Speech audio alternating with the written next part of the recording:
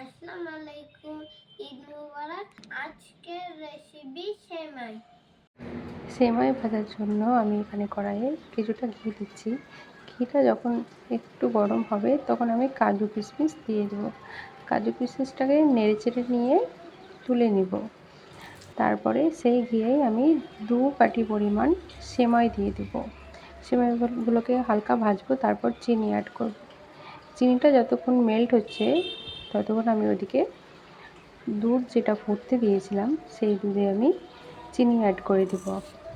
তারপর 2টো এলাচ আর দারচিনি তার মধ্যে দিয়ে দেবো। ভালোভাবে নেড়ে দুধ ফুটে যাবে, তখন আমি গ্যাসের ফ্লেম বন্ধ করে দেবো। এইদিকে চিনিটা মেল্ট হয়ে গেছে, এবার আমি গুঁড়ো দুধ অ্যাড করে দেবো। গুঁড়ো দুধ অ্যাড করে আমি গ্যাসের ফ্লেম বন্ধ করে দেবো।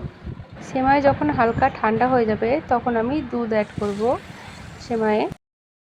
সেমাইটা ঠান্ডা হয়ে গেলে হালকা ভেঙে নিতে হবে। এবার পরিবেশনের পালা। সেমাই আমাদের রেডি হয়ে গেছে।